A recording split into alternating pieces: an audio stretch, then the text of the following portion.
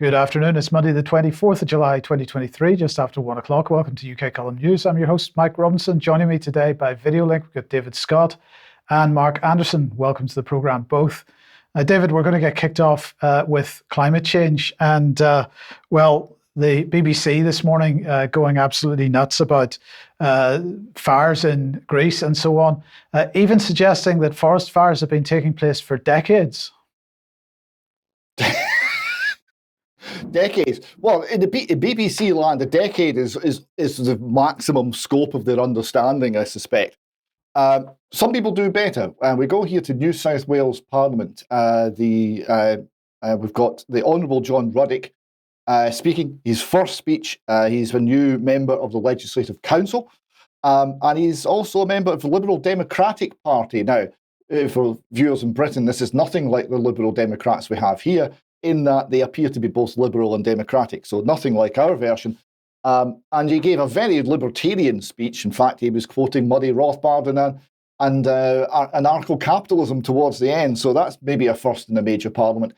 But he had something very interesting to say on the global warming crisis.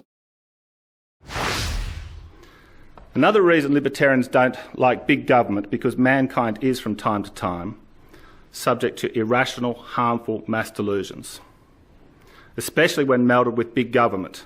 COVID is merely the latest case study.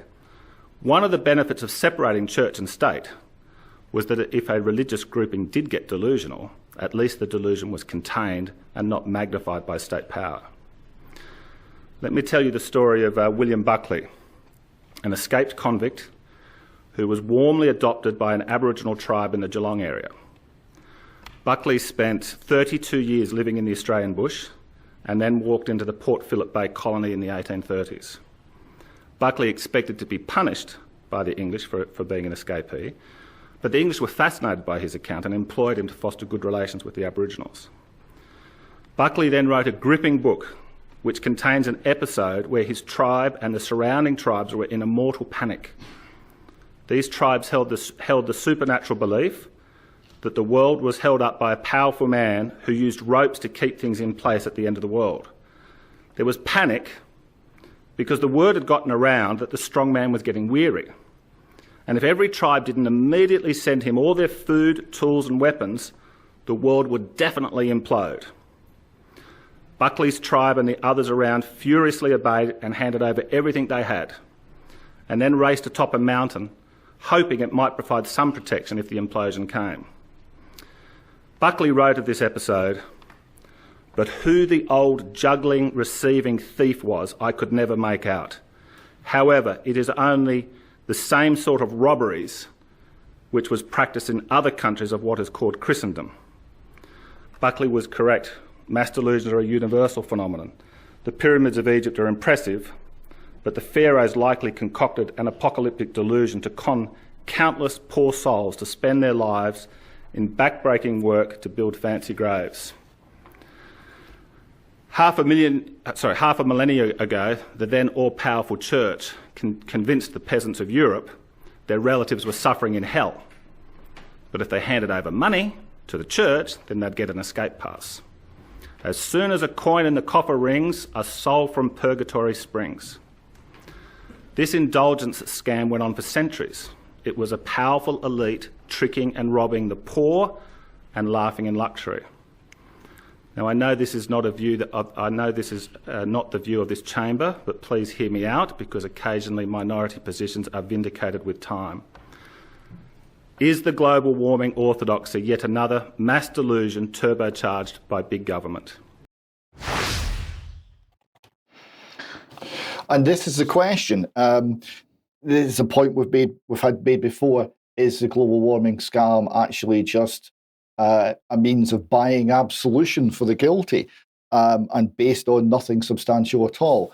Now, he goes on to raise other issues about it, one of which was actually picked up separately by Lawrence Fox here, who spotted a sticker on a lamppost, and the sticker said, "If you can't question it, it is not science, it's propaganda." This is one of the points that John Ruddick was making. And of course, we're seeing propaganda, and we're seeing propaganda nightly on the weather forecast. So we have here someone calling out the BBC. He's saying broadcasting misinformation daily, and he advises question everything. And we see here the temperatures on the BBC chart and the actual temperatures recorded that day. And 45 degrees C becomes 36, for example. And this is obviously a completely different picture. And one reason why that may be the case here is reported by Robin Minotti. He's saying the heatwave scam is exposed. Hysteria started when climate sensationalist media outlets in Germany and elsewhere uncritically cited a sloppy and manipulatively formulated July 13th report from the European Space Agency that first referred to air temperature, but it then went on to say that it was in fact referring to ground surface temperature. The European Space Agency issued a vague clarification explaining the difference between the surface and air temperature at 2 meters above ground, yet it continued to mislead. Quote, land surface temperatures is how hot the surface of the Earth feels to the touch. Air temperatures, given our daily weather forecast, is a measure of how hot the air is above the ground. It did not bother to mention how the surface temperature is much hotter than the 2 meter air temperature. So it's quite possible that we are being grossly misled here, and we should certainly be aware of that risk and question the stats. Now, the interpretation of the stats with all the red weather maps, that's not playing well. This has now been widely mocked. It's even made it onto the Mail Online, who report that BBC viewers are seeing red over misleading maps that appear to include Britain amongst the European countries experiencing scorching temperatures, despite the fact that it is not Scorchio in the UK. In fact, it's really quite poor and not very warm at all. How is this playing out more generally? Well, the politicians aren't interested in any of this. They have their belief, they have their new God, and they are running with it. So here we see, amongst other forms of insanity, one from Scotland, the SNP, brackets Green Party, plans to ban the sale of homes with gas boilers. So this is going to mean if you've got a house, it's going to be an absolute millstone unless you have a lot of ready cash. Homeowners looking to sell may have to pay up to £10,000 for a heat pump. From 2025, properties need to meet Energy Performance Certificate rating C at certain trigger points, including sale. So if your home is older, you will not be able to sell it at all unless it's upgraded at vast expense. This will incidentally create vast areas of slums. So well done with the SNP on that. And I want to finish this section with an illustration that the people who are pushing this are not that clever. You remember the propaganda triumph that was the dancing nurses on TikTok, where we could see that they had nothing to do and all the hospitals were empty in the middle of an alleged global pandemic. Yeah, that didn't go down well. So what are they doing? Well, let's get the nurses back and let's get them dancing about climate change.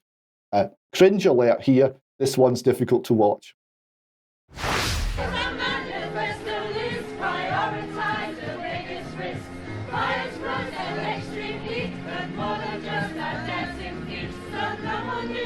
Fossil fuels, save planning with renewables. Come on, kids, pay the price. Ignoring scientists' advice. Leaders should be ready to stop the fight, so we stay alive, stay alive. Hadn't got a common to stop nobody's trouble, so we stay alive, stay alive.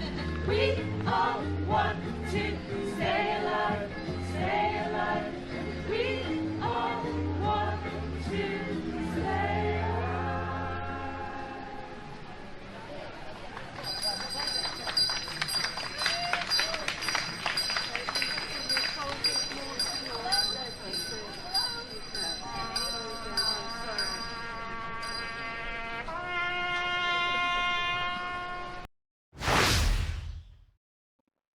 There you go. And if you're looking for a Staying Alive parody, I personally recommend 9/11's a Lie, not that one.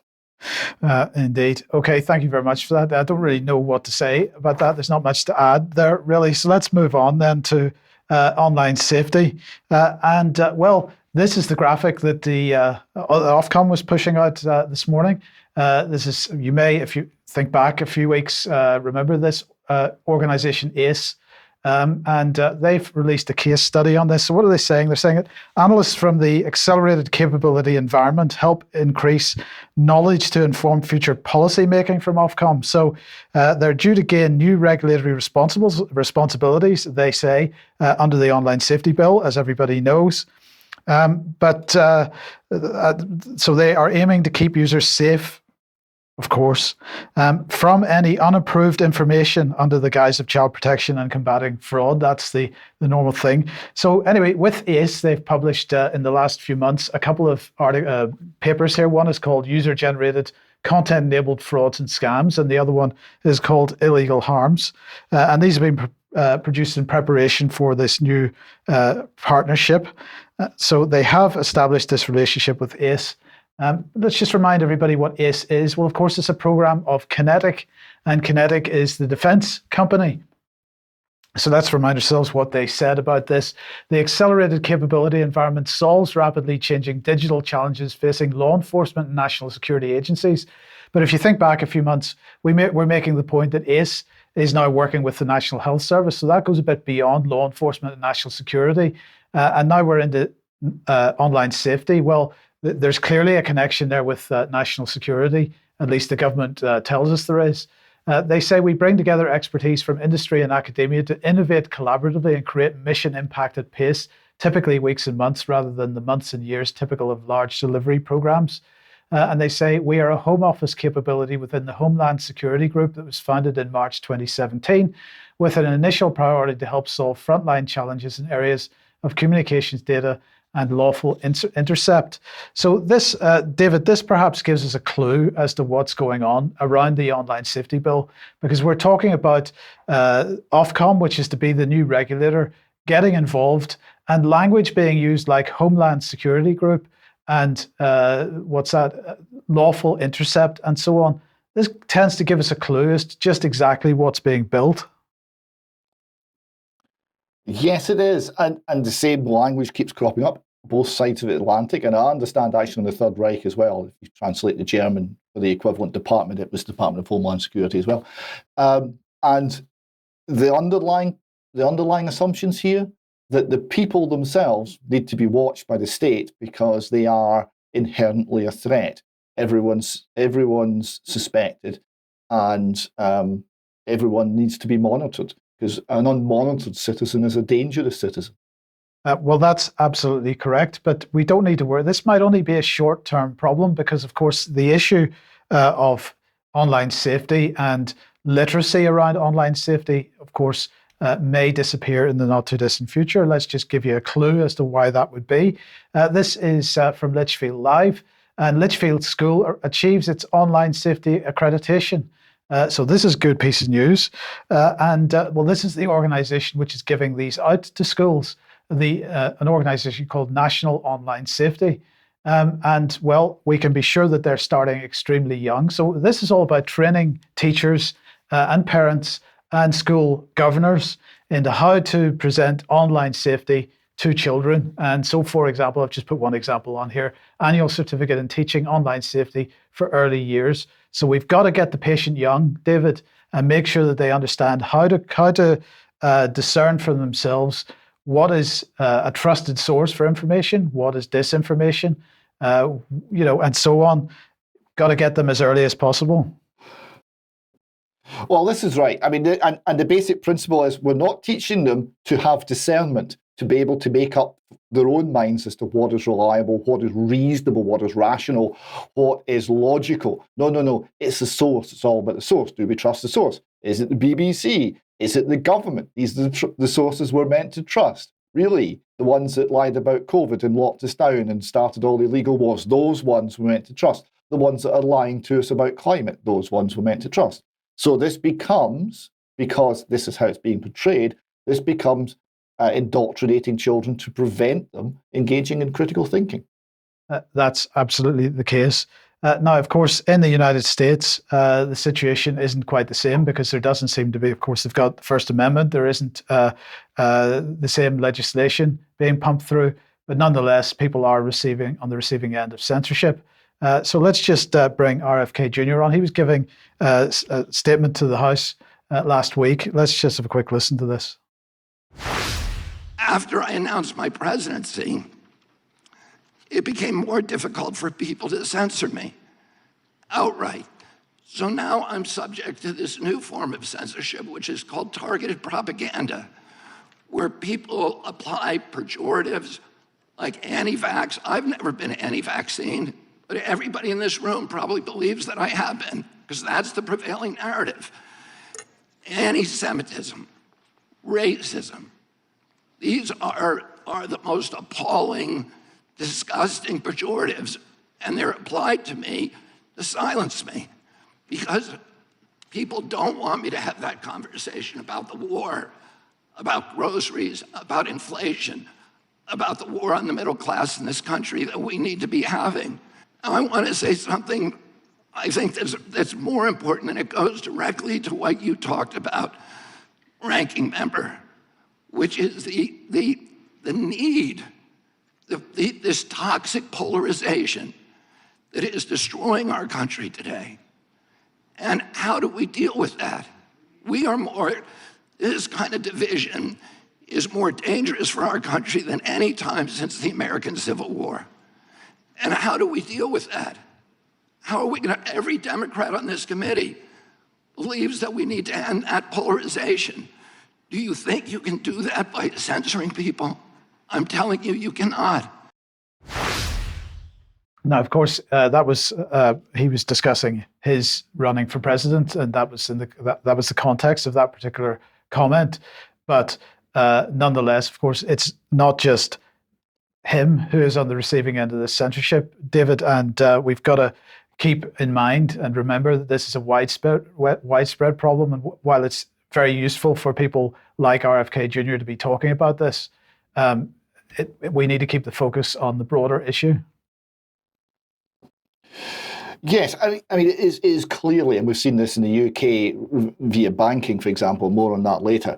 It's very clear that the people who are in the political limelight are exposed to a level of censorship which is more, not less, than the average citizen, and they are hugely attacked if they step out of line. Hence, the one-note nature of our political discourse at the moment. But it does apply to everybody. It can come for anybody at any time. You just need to be in the wrong place at the wrong time, which is what it's like to live under fascism. You're mostly okay, and then all of a sudden you're not. And there's no rule of law for a start, and there are no rights. Yes, indeed. Okay, thank you for that.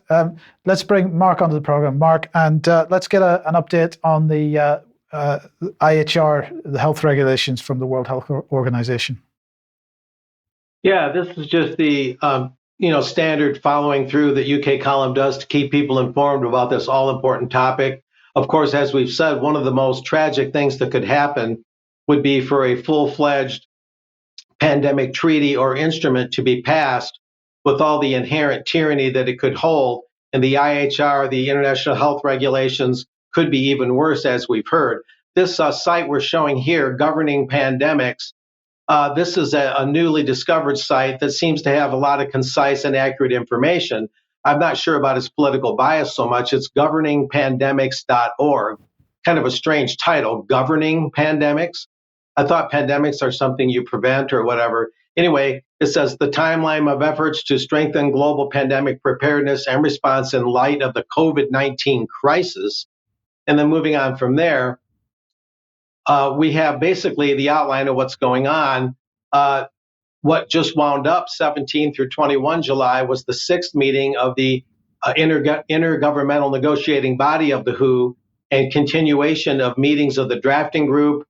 And what's basically happening as we speak, ending today, 21 through 24 July, the joint plenary meetings of the intergovernmental negotiating body and the IHR group, the working group of the IHR. And coming up very soon, basically today through the 28th of July, the 4th meeting of the IHR World Working Group, And then in September, we have more meetings, September 4 through 6, additional INB session and drafting group.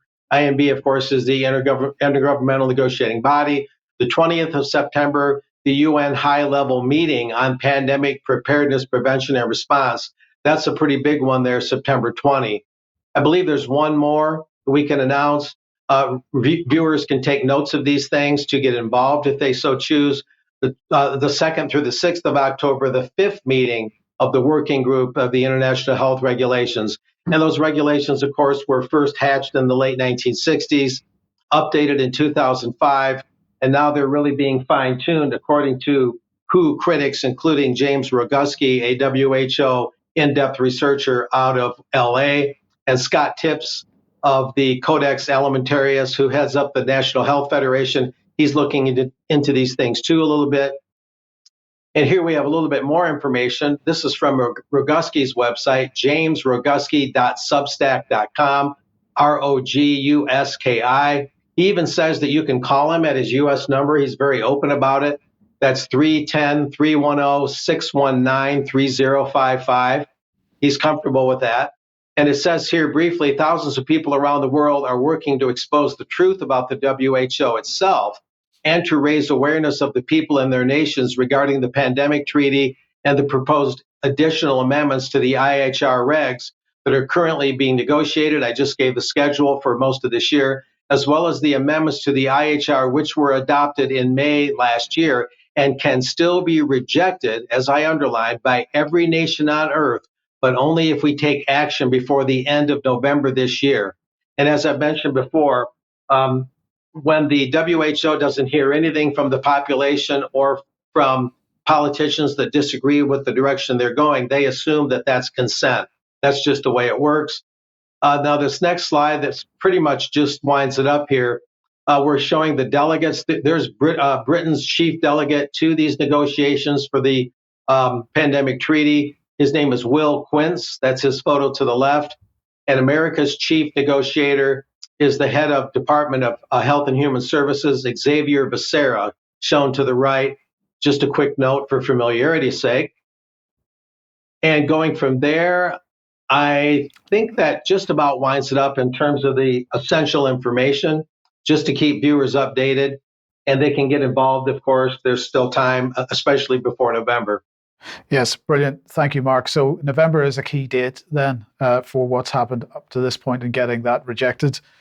So we'll encourage people to get involved in that. Now, if you like the UK column, you'd like to support us, please head over to community.ukcolumn.org. There are options for you to join as a member, and you'll be very welcome to the community. Or you could pick something up in the UK column shop. But please do share any material you find on the various platforms, especially ukcolumn.org and ukcolumnextracts.co.uk. And David, we're just going to mention one article here. Yes, a beautifully written article that's really useful on the subject of migration and immigration, and it's so rare to find a good article on this subject. This is by Irene Lahost, and it's on our website now. And it looks at all of the arguments surrounding this with a calmness that's really refreshing. So I would encourage people to seek that one out. And if it, so hold on. So that's called Let's Talk About France, a story of mitigation for people that are just listening to the program today. Next, I just want to tell you what's happening at 1 p.m. tomorrow at ukcolumn.org/live. And also on Thursday, we're going to have some of the presentations from the Great Net Zero debate, which Sandy Adams held at Glastonbury Town Hall on the 7th of July. Many of you haven't seen those. And so we're going to show those at 1 p.m. tomorrow, and then more of it on 1 p.m. on Thursday. But David, coming back to you then, a quick advertisement for Free Our Streets. Yeah, sorry, I was jumping ahead there. Yes, Free Our Streets, we have a meeting in Edinburgh on Tuesday the 25th at the Augustine United Church in King George IV Bridge in Edinburgh. And that's 7 till 9. And this is part of the Free Our Streets campaign. And just a quick look at what Free Our Streets, as part of the Together campaign, is actually about. Well, amongst other things, they want to safeguard open debate and free speech. They want the freedom to congregate and protest. And they say that medical treatment must never be mandated and freely given informed consent without coercion is essential. Medical treatment should never be a condition of employment or of participating in society in any way. And amen to that. Indeed. Okay, let's move on then to economy. And well, the news from Russia then is that interest rates have been put up to 8.5%. That's an increase, of 100 basis points. This is a statement from the governor of the Russian Central Bank. At the next meetings, this is a poor translation, but basically at the next meeting, they're admitting that they're going to potentially increase rates even further. The increase in domestic demand surpasses the capacity to expand production, she said, including due to the limited availability of labor resources. And this is an interesting thing economically, David, that it's not just the West and not just the UK that's having trouble, or the UK and the United States having trouble filling jobs. And this has got to be a pretty fundamental issue with economies in the next couple of decades, because certainly it's going to drive migration perhaps, but in the meantime, our birth rate is too low. Birth rate is too low. In the West, we're killing between a quarter and a third of all the children in the womb. And we are constructing an economy that has people so struggling to survive that large families seem impossible. So there are many reasons why the birth rate is too low, but it's not sustainable. It's the very definition of not sustainable. We're going to have more and more people depending on fewer and fewer actual productive workers.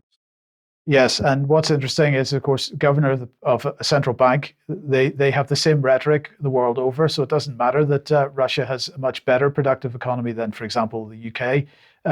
They're still only thinking about interest rates in monetarist terms. Yes, and it's by no means obvious that putting up interest rates will do anything to improve the labour pool, because if you need a certain amount of stuff, you want to make your economy more productive. So you need more investment, more plant and machinery to make each individual worker produce more. So by putting up interest rates, they're going to reduce investment in plant and machinery, not necessarily working to the end they claim. No, indeed.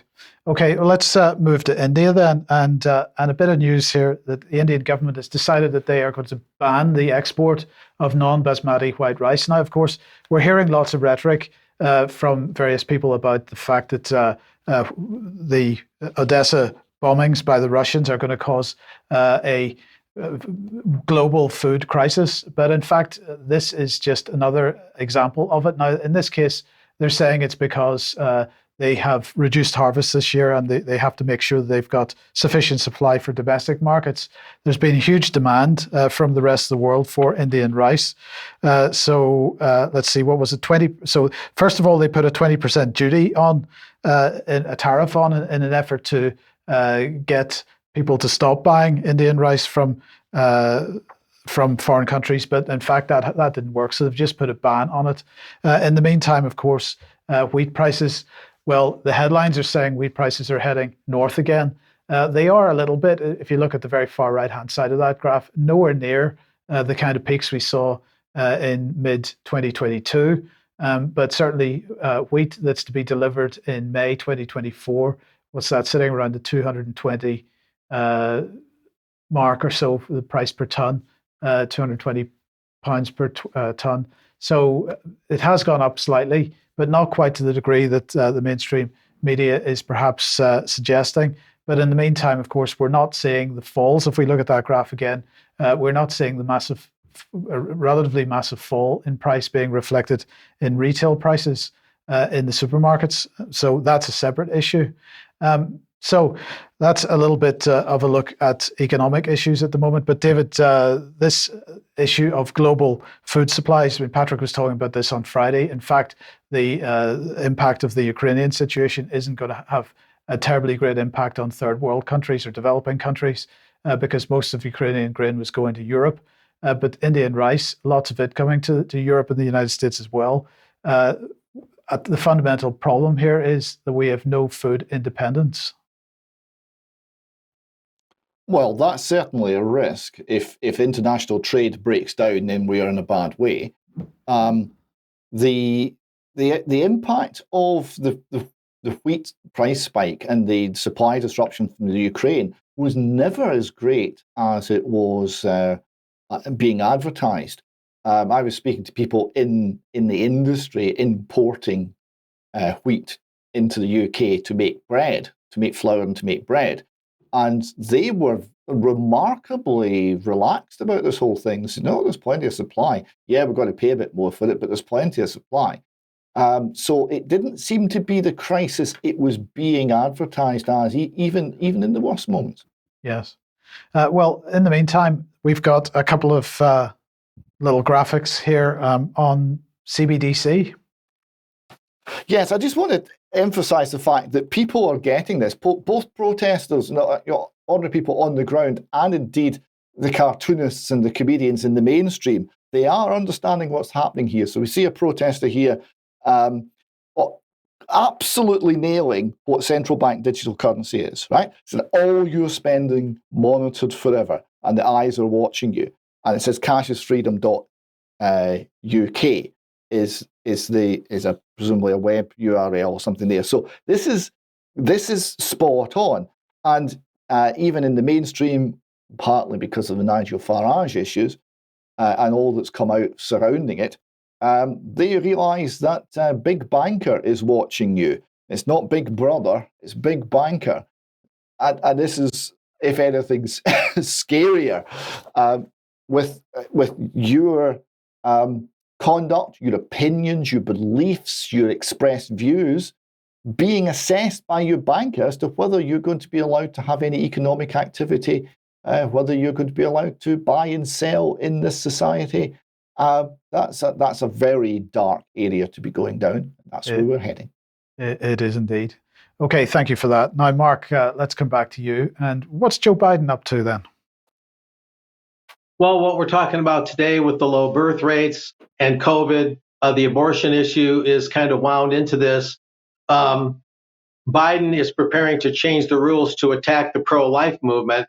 And the pro-life movement and the abortion issue is just sort of the issue of the day with Biden. You know, he would attack the genuine conservative, constitutional conservative movement any way he could. And this is just another way. He wants to use the HIPAA laws to undermine state laws in those states that have prohibited abortion in a strict way since Roe v. Wade was overturned a little over a year ago. So the HIPAA laws just a year or two ago were our friend. Here, I'll read this next one. The Biden administration is preparing an expansion to the Health Insurance Portability and Accountability Act, or HIPAA, as promised earlier this year, which would seemingly serve to protect abortion and infringe on laws passed in pro-life states. So HIPAA was our friend a year or two ago when Americans would cite it, oftentimes in real time. I did myself. When I would go in a store in California, I could flash a card I had about the HIPAA law, and they could not prevent me from shopping in that Whole Foods store, even though I was not vaccinated. I actually cited that law and was able to keep shopping. So HIPAA protected my freedom of consent and freedom of choice with regards to the COVID jab. But of course, now they're turning it around and applying it in a pro-abortion way. That is, that a woman getting an abortion should have the same HIPAA protection because they're seeing an abortion, choosing to have one as in equivalency with rejecting a shot. Of course, there are fundamental differences that almost don't even need to be explained. But moving on from there, we'll get through this a little more. It is believed that the new rule will protect both women and abortionists from these pro-life laws, claiming that access to abortion is a civil right. There we go again, where Justice Alito proved when he wrote the majority opinion to overturn Roe v. Wade, he proved definitively that it is not a right. You never have the right to take the life of another except in self-defense under certain circumstances. However, others are already preparing to push back, while still more warned that the rule change will open up the Biden administration to lawsuits. That may be the saving grace of this whole thing. Biden may overstep his bounds. Politico reported moving on, that the Department of Health and Human Services is preparing the final draft of the new rule called the HIPAA Privacy Rule to support reproductive health care privacy under the Office of Civil Rights after Dobbs versus Jackson's Women's Health Organization ruling that overturned Roe v. Wade.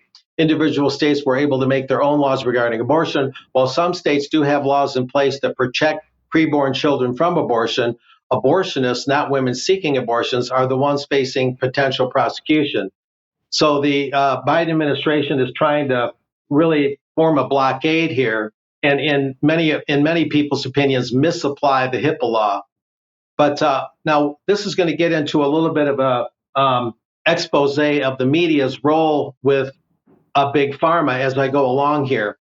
This next one out of Politico, this is the headline. This was a link in the articles I just read. Those were out of WorldNet Daily, worldnetdaily.net. And from that link, it took us to this article in Politico. Biden's HIPAA expansion for abortion draws criticism and lawsuit threats.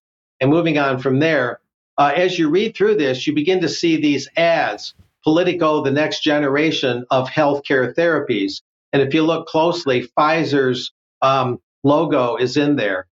And I need not read that text there. We can move on from there to the next. And I enlarged it here, Politico, the next generation of healthcare therapies. So we're reading about what Biden's doing, twisting the HIPAA law around. And then we see that the media and big government and big pharma are all in cahoots with one another. This just happened Thursday, July 20th. Pfizer put on a program in conjunction with Politico Live. Next generation healthcare treatments such as gene therapy may hold the key to effectively treat rare genetic diseases and alleviate future chronic diseases. Of course, the mRNA jabs that Pfizer put out to allegedly inoculate people against COVID are gene therapy, basically. And moving on here, we have, this is what happened. This is how they promoted it. Come discuss how government and industry can work collaboratively to optimize patient care or patient access to gene therapies in a cost-effective, sustainable way. Underlined, we also will explore the opportunities for increased access to gene therapies and how barriers that limit access to gene therapies are missed opportunities to reduce healthcare disparities. So they're really pushing gene therapy in general. And featured speakers included to the right, Peter Marks, PhD with the U.S. Food and Drug Administration. So there's a government bureaucrat there. The woman next to him, Joni Rutter, is with the National Institutes of Health. And then moving on from there, we have the executive conversation carried on by Sonal Bhatia of Pfizer and Tim Hogan of Pfizer in conjunction with Heidi Summer of Politico. And moving on from there. No, that's it, Mark. Okay, yeah. Basically, as you read this thread, as you follow these stories through, what you see is big government promoting ideas, misapplying HIPAA, in my opinion, and I think that's a well-supported opinion, and using abortion as the current issue du jour for that. And then you read it more and you explore it more, and you see that the media that's reporting all these, not WorldNet Daily, but Politico, which was just bought up by a Bilderberg entity, you see how they're collaborating with government and big pharma to promote these ideas. So the media and this whole collaboration thing is really quite blatant. You just have to know where to look. Yes, indeed you do. Thank you for that. Now, David, let's come on to a bit of comedy, perhaps, and Justin Trudeau. Yes, we go to Canada. Trudeau's motorcade has been swarmed, and one of the patterns here is you'll watch the language. It's always talking about kind of wild and uncontrolled animalistic behavior by the people protesting. That's the language that the press choose. Swarmed by protesters, causing him to cut an appearance short. And we have some video.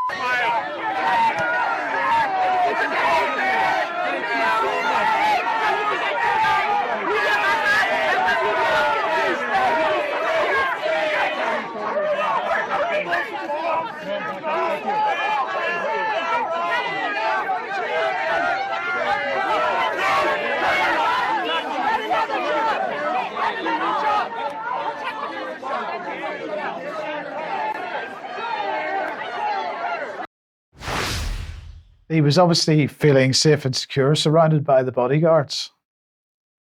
There were a lot of bodyguards. More on that in a moment. And one of the interesting things I thought was how he reacted, because it was like he couldn't see the protesters, and he was cooing over the people who wanted to have selfies taken with him, and apparently the protesters didn't exist. I thought this was very kind of like gaslighting. He's sending out a message that you're beneath contempt, you do not exist, you're not bothering me, I have no interest, you basically don't count, you don't have an opinion, you don't have a voice, I'm only going to speak to the people who agree with me. And I thought that was quite gaslighty. Now, the first slide did have a little note that said, have your say, leave a comment, and there had been 1,533 comments. So this is obviously getting a bit of interest in Canada. I've picked out just a few of these comments. So here we have one, John Wesley saying, I'm fascinated by the dichotomy of the Trudeau persona. He comes like an angel of light, but the truth is diametrically opposite to the appearance. That's one load of falsehood all packed into one guy who should really have no power. It's chilling to watch. I thought this was a very astute comment. Chilling is right. His behaviour was strange. It was chilling. Another, Kevin Swife says, he deserves every bit of the treatment and worse. And didn't the man on the censor beep earn his money on that clip? He's Canadian history's greatest monster. Never has one person come close to doing the irreversible damage he has done. Again, a very accurate comment. Frida Jones says, how long can you go having this, the comment that you made, how long can you go having to hide behind burly babysitters in order to appear in public, yet refusing to step down or allow an honest election even though you know you're done? People are on to you, the World Health Organization, the World Economic Forum in China, so proud of the people who let the feelings be known. They represent many Canadians who are removing the wool from over their eyes. Thank you, protesters. And we have a little clip here, a little still of Trudeau with what appears to be Rent-A-Bouncer. I mean, all these chaps with no necks and stern appearances and sunglasses, right? I mean, there's many Glasgow nightclubs who would take your arm off to have security like that. And just to finish off, we have here the Western Standard discussing, is it in fact narcissistic personality? He says, well, actually, Justin Trudeau defines narcissism. And this is quoting Jordan Peterson, who said, quote, I try to put myself in the position of the people that I'm criticising. Said Peterson, I think he's a narcissist. So Craden concludes, well, Peterson is a psychiatrist, actually a psychologist, and one who swims against the woke river as far as gender identity and gender pronouns are concerned. So he has my utmost respect. But it doesn't take a psychiatrist to know that Trudeau is a narcissist. His picture might be in the dictionary. So I think people are catching on to Mr. Trudeau in ever larger numbers. Good. Well, this is good news. People say we don't bring you good news. I think this is a good piece of news. But anyway, let's look at some other news now, and we'll head over to Ukraine. And well, here he is. Vladimir Zelensky has pushed out on his Telegram channel a little piece of selfie video for all his viewers and listeners. And this is what he has to say. We've already started preparing for next week. There will be many different events that will definitely strengthen Ukrainian defense. So basically, he put this out over the weekend. So when he says next week, he means this week. He said, I thank NATO Secretary General Jens Stoltenberg for promptly convening the first meeting of the Ukraine NATO Council. Now, my understanding is that he was very determined, shall we say, very determined that this meeting of the Ukraine NATO Council took place. So he went on to say in his Telegram channel, in fact, immediately after our conversation yesterday, a date was agreed upon. The meeting will be held this Wednesday. We are also preparing new support packages from partners, everything that brings the defeat of Russian terrorists closer, more air defense for Ukraine, more artillery, more long-range weapons. Okay, well, that's a bit of a problem because weaponry is one thing, personnel is another. So also over the weekend then, this gentleman whose name I don't know off the top of my head, I apologize for that, but he was speaking on Ukrainian television over the weekend and basically said this, the soldiers are running out. So Ukraine, he is saying, no longer has any soldiers, particularly motivated people, and that was the word they used, motivated. So in other words, people that are willing to actually excited about getting out into the field and killing some Russians. So David, we're in a pretty, or at least Ukraine is in a pretty serious situation. If they certainly have no weapons, they're having to convene emergency NATO meetings to ask for more weapons. But apparently the West doesn't have any more weapons to sell, which is why we're giving them cluster bombs. But the bigger problem perhaps is that they don't have any personnel. And this all gets to the question is this reaching its natural end, right? Whatever you think about the causes of the war and who started it and the influences that caused it, in terms of a conflict, we have a smaller nation against a larger one. We have, they will reach a point of exhaustion. Before they reach that point of exhaustion, they want to negotiate. If you compare it to, say, the Finland Winter War in 1939-1940, they held out magnificently against much larger forces, but eventually reached a point where they had to negotiate, because if they hadn't, a point of collapse would have occurred. Are we coming close to that? I mean, the efforts that the Russians are putting in are not proportional to the Winter War. It's much less, but nonetheless, there must come a point where Ukrainian self-interest comes down to negotiating, but they won't be allowed to negotiate. This is an impossible position. Absolutely. So let's bring this on, because there's been a little bit of commentary over the last week or so on this in the mainstream press. And first of all, we got Robert Clark here. Now, he is described, he's from Civitas, the think tank, but he's formerly from the Henry Jackson Society. And he wrote this opinion piece in the Telegraph about a week ago. Ukraine and the West are facing a devastating defeat. But the subheadline I thought was quite amusing. The prospect of a failed counter-offensive and significant territorial concessions would only embolden Russia and China. So the narrative continues, even in the face of this defeat. Let's just look at what he said here. If Kiev fails in its battlefield endeavors to split that land bridge and retake much of its own territory by winter, then vocal calls of territorial concessions for marginal political outcomes will likely become far more prevalent, not just in Ukraine, but likely from Western capitals, as so-called war fatigue begins to bite, international stockpiles of equipment and ammunition wither, and politicians begin to worry about domestic budgets ahead of national elections. I mean, I don't think war fatigue is the right term here. It's a recognition that the resources necessary to prosecute this proxy war are running out fast. But in the meantime, our old friend, David, Mark Sedwill, was writing in the Financial Times, NATO must support Ukraine with clear roadmap to membership. And his view is this: so NATO should not relax after the Vilnius summit. Instead, in his last year as Secretary General, Jens Stoltenberg should secure 3 commitments for Ukraine: more weapons now to support this year's counteroffensive, long-term support for developing the advanced capabilities to repel and thus deter future Russian aggression, and that guaranteed roadmap to NATO membership. So Mark Sedwill, true to form, David, incapable of actually recognizing the reality of the situation, and just continues to push the same delusions. Well, of course, the path to NATO membership is the brightest of red lines for the Russians. It's the one thing the Russians will never accept. It's the one policy that guarantees the war will go on forever, or until the collapse of Ukraine in the West, or the collapse of Russia. Is like, Sedwill's not that stupid. He must realize that. Is that the agenda?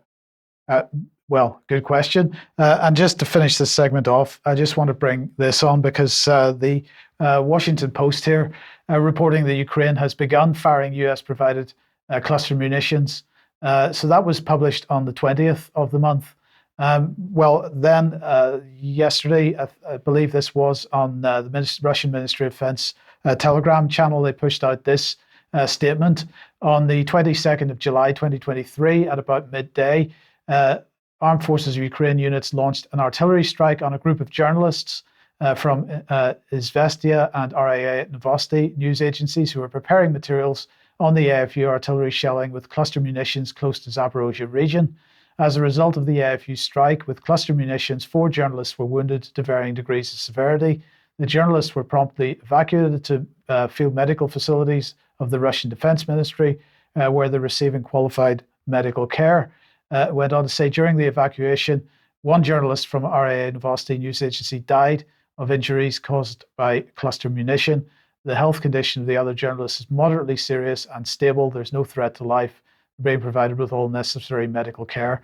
And I just want to end by highlighting the hypocrisy of the UK, because I certainly haven't seen any comment on this from the British government. In the meantime, the British government pursues its campaign to protect the lives of journalists, not only in war zones, but in so-called authoritarian regimes. This is just an example from September 2022. UK strongly condemns all attacks on journalists and media workers. This is a UK statement to the OSCE, but that's only when those attacks are perpetrated by people that are not acting as our proxies. Okay, we'll leave that there and let's move on to Scotland, David, and Fernethy. Yeah, so this article is launched today on UK Columns, on ukcolumn.org, and this represents a major step forward in the Fernethy story, linking the abuse at Fernethy to the political, legal and judicial establishment in Scotland. It's called Fernethy, the Fairbairn Connections. This next slide here describes how we were showing a series of photographs of people who we thought might be relevant to the abuse that took place there to the Fernethy girls, and one of them we report turning over the next photograph. Her reaction was an uncontrollable physical recoil, a moment of horror and revulsion too strong to be restrained. She immediately broke down. It was not exactly tears. The reaction was beyond tears. She said nothing. She needed to say nothing. Her response was more powerful than words. The Fernethy girl did not know who the man was. She had no name, no knowledge of him, except for the terror his image caused her. The man in the photograph was former MP Sir Nicholas Fairbairn. And when we conclude on this, we look at the connections that we've made, and we say that it's become all the more vital for the full truth about Fernethy to be revealed, so the survivors may have peace and the public may know what was done to their neighbours and in their name. This disclosure must include the role of Sir Nicholas Hardwick Fairbairn QC, Robert Henderson QC, and the rest of the legal judicial network. Police Scotland, the Crown Office, and those in possession of the relevant facts owe it to the Fernethy girls to reveal what they know. There is no doubt that the true horrors of the Fernethy story are just emerging, and this time there must be no magic circle, suppression of the facts. So we're looking forward very much to see if we get comment and support for that article from those in power and authority in Scotland. We will keep you advised. Okay, and then moving on to Glasgow. Yes, so it's Glasgow City Council that's dealing with Fernethy, or rather not dealing with Fernethy. So we're looking at a little bit of what's happening in Glasgow. So the Daily Record here report the Scots Hell Hotel tycoons received 25 million whilst 40 homeless residents died. So this is hotel owners Ikram Hussain and Adam Hussain. They own 2 hotel groups. They received £25 million of taxpayers' money, and there was a whole series of deaths in the hotels. Now, speaking to one of the mothers of the deceased, Linda, she said she understands many problems have been caused by chronic shortage of rental properties in Scotland. She said, I hope the First Minister can move towards giving guidance to all Scottish councils about minimum levels of care to be applied as a right to all homeless people who are accommodated in temporary accommodation. I don't want to see hotels shut down, but I want to see an end to the drug dens. She continued, I'm appalled but not surprised at the amount of money that these hotel owners are collecting and the way the council just kept the tap going without taking responsibility for people's welfare.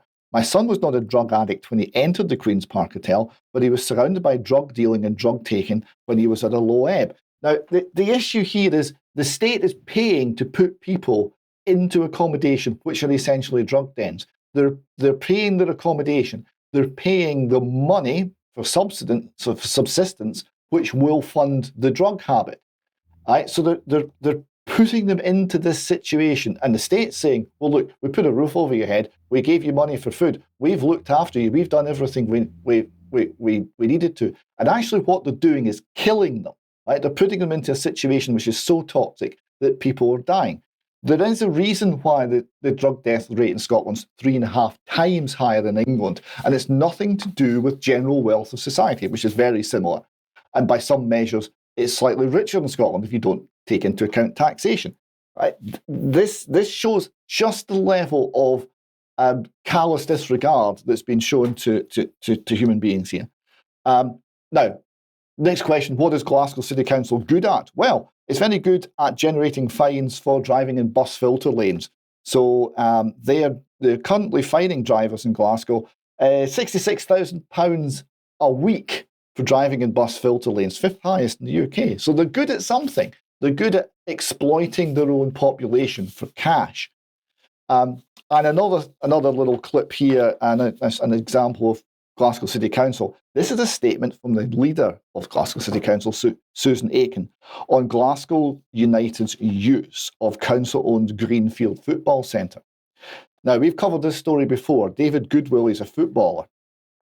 She writes, David Goodwillie has been found in court to be a rapist. Now, that's a bit deceptive. We'll come to that in a moment. However, in more than 12 years, he's never once shown any sign of contrition or remorse. Any club that signs him is making a very clear statement about his attitude to the safety of women and girls, both in sport and its community. How would it would be an outrageous decision, wholly at odds with how community facilities like Greenfield should be run. I've asked officers to look at the council's agreement with Glasgow United, make it clear that I'm ready for the city to walk away. So they're basically saying, if you sign this guy, you're going to lose your ground. Now, this is something that's happened multiple times. Clyde essentially lost their football ground because they had him playing for them. Now, the background is he was charged with rape. The charges were dropped. There was insufficient evidence. There was later a civil trial, which he lost. There was a finding against him by the civil standard of proof. He was bankrupted by that. This was all happened 12 years ago. He's tried to rebuild his life. He's now married. He's got children. He's trying to conduct his career. And he's being hounded by the political great and good in Scotland and not allowed any form of a life. And it just looks a bit, well, wrong. At what point has he served has he discharged this debt? If he'd been convicted of rape, he would have been long ago out having served his time and served his debt to society. But in this hinterland, there seems to be no end to it. Now, there is an interview. He's been interviewed online about the whole thing, and those who wish to hear his side of the story can do so there. We then finish up this piece with Fernetti Residential School. We've raised issue after issue to do with Glasgow City Council's responsibility to the Fernetti girls. They are disinterested in helping the Fernetti girls. They're not engaging with them. They're not engaging with us. We pointed out that when they sold Fernetti, they did so unlawfully and suggested they should buy it back and do what the legal agreement says they should have done, which is knock it flat. They're ignoring this. They're not standing up for the Fernetti girls. They're standing up against David Goodwillie on the grounds we're looking after girls and young women. But when they are responsible for girls and young women. They don't care. Okay, thank you, David. Thank you for that. Now, we're just going to end then with Mark. Tripledemic, Mark. Yeah, here we go again, right? They're saying at the Centers for Disease Control and Prevention in the U.S.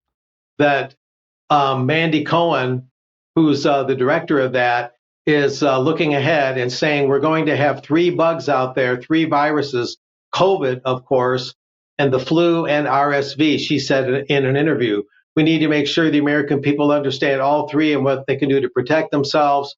The spread of all 3 respiratory viruses is currently low, so it really isn't a big, red flag right now. But the CDC has begun to detect slight increases in positive COVID tests and COVID-related emergency department visits. There they go again with the positive COVID tests, largely done through tests that where you don't really know that you have a actual positive COVID case or not. The testing has always been extremely speculative, and we've always known that someone being declared COVID positive very, very well may not be. So they're going to probably try and ratchet up those positive test numbers again that provide a lot of the grist for the revisiting of lockdowns as a potential. And we can just kind of wind up here. The World Health Organization recognized on the 23rd of July its own 75th anniversary. It was born in 1948. This year marks the 75th of the founding of the WHO. It was founded on a simple but powerful idea that health is a fundamental right of all people. When our Constitution came into force in 1948, HIV was still an unknown. They recognized the 75th anniversary via the 12th International AIDS Society Conference in Brisbane, Australia, by the way. And we can move on from there. That's kind of the statement of their philosophy. They're saying new infections and deaths are falling, but not fast enough. We need to continue harnessing the power of science. And we know how capricious that can be, from basic behavioral science and everything in between, to develop new and more powerful tools to maximize their impact and to continue the quest for a cure and a vaccine. They're talking about mainly HIV right there, a cure and a vaccine. HIV has taught us, and COVID and Mpox, which is monkeypox, have reminded us that health is not a luxury only for those who can afford it, but in the words of the WHO Constitution, a fundamental right of every human without distinction. Now go to the next slide. Except newborn babies. And we've talked a little bit about the low birth rates and the social and economic and political problems that definitely creates. It says here, WHO defines health as a state of complete physical, mental, and social well-being, not merely the absence of disease or infirmity, making health for all a reality, and moving toward the progressive realization of human rights requires that all individuals have access to health care, et cetera, including comprehensive abortion care services. Induced abortion is a simple and common health care procedure. Health care procedure for whom, right? Every year, almost half of all pregnancies, 121 million, are unintended. 6 out of 10 unintended pregnancies and 3 out of 10 of all pregnancies end in induced abortion. And this really, in its own way, rips the veil off the WHO. When you look at the ethos of the WHO regarding abortion and how the preborn is given no humanity whatsoever, no even basic recognition of importance, that translates into how the WHO would look at humanity through the lens of vaccines and through the lens of diseases. They basically look at pregnancy as a quasi-illness, as a disease to be cured. Yep. And so the value that the WHO places on human life is magnified through that. And again, that would apply to basically all facets of the WHO. Okay. So that really reveals a lot about its character. So There you go for today. Brilliant. Thank you, Mark. Thank you very much. And David, just very quickly, we'll end with a final meme. Final slide from cartoonist Stanley McMurtry of Mac. Someone's in the queue for the NatWest Bank, and he says to the teller, "Yes, I voted for Brexit. Why do you ask?" As he disappears through the trap door in the floor, and he becomes one of the NatWest rejection selection. How many of us are going to be in that category, I wonder? Yes, indeed. Very good question. Okay, well, that's it for today. Thank you very much for joining us, Mark and David, and thanks to all our viewers and listeners. I'll be back in a couple of minutes for some extra if you are a UK Column member. Otherwise, we'll see you on Wednesday. Don't forget the Net Zero presentations going out at 1 p.m. tomorrow. We'll see you then. Bye-bye.